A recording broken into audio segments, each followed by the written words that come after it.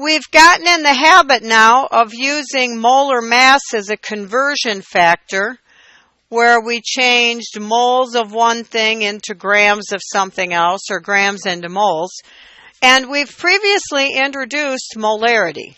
Now we can start to look at molarity and embrace the idea that since molarity has two parts, we can also use molarity as a conversion factor. This is something we haven't really done until now.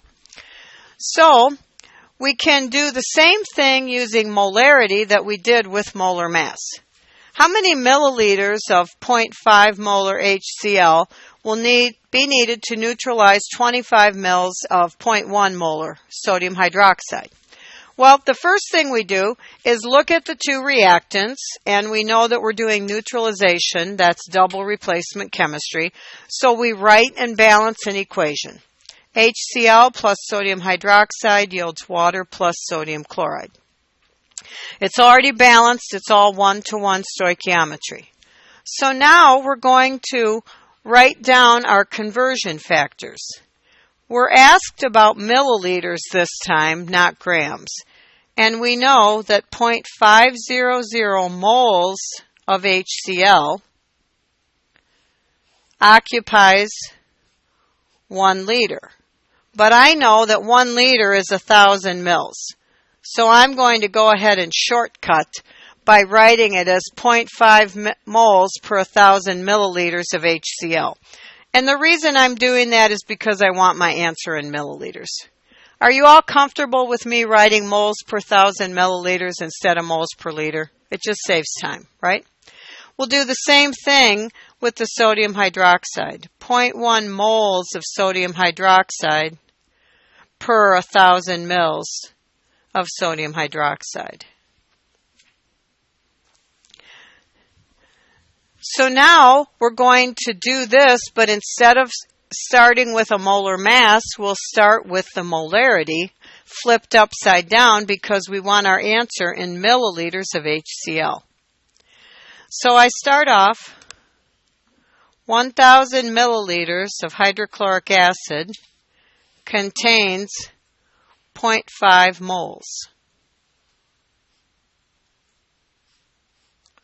Now, looking at my mole-to-mole ratio from the balanced equation, 1 mole of HCl reacts with 1 mole of sodium hydroxide.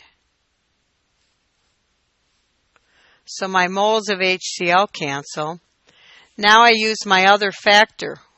0.100 moles of sodium hydroxide is in 1,000 mils of sodium hydroxide. So now I want to get rid of milliliters of sodium hydroxide, and I have that number right here, 25 milliliters of sodium hydroxide. So I get my answer, 5.00 milliliters of sodium hydroxide. Now, it's been my experience that most students seem to understand the molar mass as a conversion factor and do pretty well with it, and they easily go grams to moles, mole to mole ratio, grams, moles to gram. But my students tend to get a little more confused by this. And one of the things that I see happen sometimes is that when students see this milliliters and molarity, they do this. Well, not that.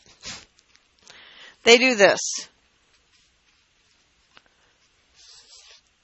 This is not a dilution problem.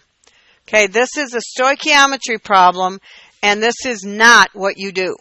And it's a very, very common mistake. So I just want to point that out, and hopefully you all won't do that. So go ahead and do this one. You're going to balance this equation. Then you're going to use your mole-to-mole ratio and find then the mole to milliliter ratio. So go ahead and do that one at your seats.